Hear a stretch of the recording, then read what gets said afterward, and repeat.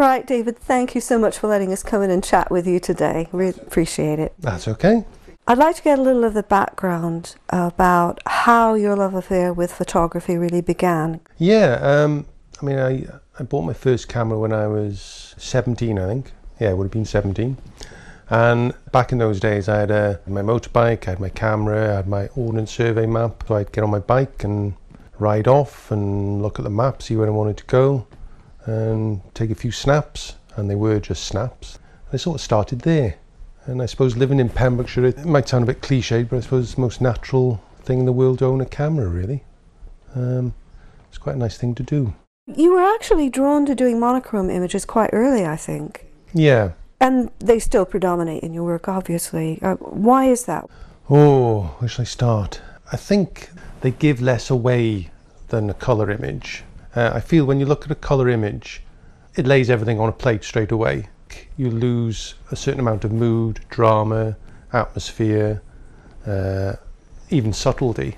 What I love about black and white is, like I say, it's just that slight element of mystery, and the fact that done correctly, they don't always give everything away to whoever's looking at them. There's an atmosphere about black and white. It's, again, it sounds quite cliched, they're timeless, they don't age. Colour technologies change, and you can sort of date a lot of colour photographs. Black and whites just last forever. You can look at a black and white photograph taken 50, 60 years ago, and it could have been taken yesterday. With a black and white image, it's far more crucial that the light is right. It sounds a bit pretentious, and I know artists and photographers keep going on about the light and the quality of the light, but it is a very important factor, particularly if you're doing black and white. Again, with colour, I feel the colour gives you a bit of leeway to get things slightly wrong. With black and white, there's no safety net at all. You're working with the direction of the light and the way it falls on the composition, forming highlight and shadow and building the image. What you would call, I suppose, again, without wanting to sound too pretentious, tonal building blocks. You know, the image is made up of these blocks of light and dark. Then it's up to you whether you want to go particularly abstract. Some images I do are very abstract, just black and white basically, whereas a fine art photograph, particularly black and white, hopefully has something extra in it that you can't quite put your finger on. And it's just that ability to elicit an emotive response, I think, which is just magical. I would agree with you. I think that the emotion that's packed into some of these is far greater than you could possibly do with colour. One of the things that I noticed about a lot of your black and whites, and of course I don't know how much editing and cropping you've done to get to that image, but everything seems very beautifully composed. Again, yeah, it's absolutely crucial. Once you print the image, you don't want areas that are doing nothing for the photograph, dead areas. Everything in the photograph has to earn its keep, otherwise there's no point in being there. There are basic rules. I mean, you have to have foreground interest, leading on to a middle ground, leading on to infinity. I mean, very, very few of my photographs, for example, are taken with a wide-angle lens. The reason being that a wide-angle lens pushes the middle distance too far away. So you lose detail, you lose the ability to feel like you can reach in and touch things. So I tend to shoot most of my images minimum 40, 45 mil, even 50, and a lot of them are sort of around the 70, 80 mil mark. So you're compressing the perspective and making it a far more interesting image. Right. And how important is the weather? The weather is very important. I can't think of one photograph I have which was taken in the summer.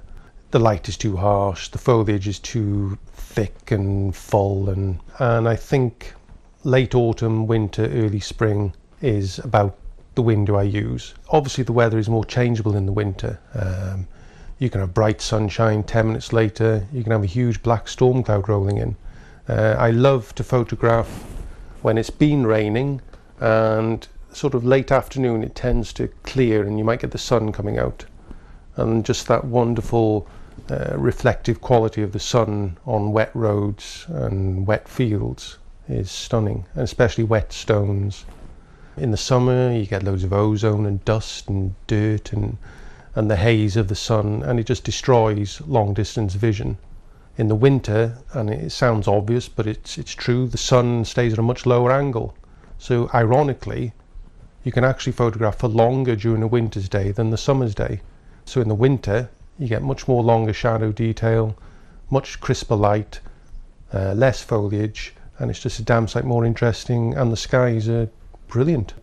You very rarely show characters in terms of actual figures in your photographs. So people are almost conspicuous by their absence. And yet there is a sense very much of lives lived in the past, especially. How important is that to you? I see, or I think of the majority of my black and white work as having a narrative thread, having a story, and each component in the image has to be part of that story. When I did this book, I approached Jamie Owen, who I knew had bought some of my work, and I was going in blind. I didn't know what I was going to get, but I have to say, when he wrote his introduction, it was exactly in tune with how I think about what I do. Most of my landscapes are about not just being evocative fine art prints that people might want to buy and put on their wall, but also I'm looking for a documentary element. I'm looking to record buildings and chapels and other places like that in the landscape that might not be there in 20 years' time, and then causing people to look at them and think, well, who lived there? Were they happy? Did they fulfill their dreams? Why did they move away? Why has nobody lived there for 30, 40, 50 years? And it's just those questions. So this is the narrative again, and engaging the viewer in his own stories. Yeah, it's wanting people to think about the landscape as more than just somewhere to go for a stroll. Right. How important was it to you to have a book of your photographs published at this time in your career, and why? I think if you were to ask any landscape photographer when they start off what one of their ultimate goals is to have a book, because a book is like a vindication of your work. When the book comes out, which won't be very long, I know I'm going to be extremely proud of it. One of the things that struck me was that there's a great generosity about the way that you've done the book. First of all, in the very approachable, down-to-earth, unprecious way that you've written, which is exactly the style that you use on your website. And secondly, that you've given that index of the shots and talked about exactly how everything was taken. I don't do arty. I don't do pretentious. I just tell it as it is. If somebody is going to walk into a bookshop and pick this up, they don't want to be lost by loads of sort of art speak. It doesn't work. I don't like it, and I don't think it communicates things particularly well. So when I'm talking about my photographs, I want to talk in language that people understand and that they can relate to.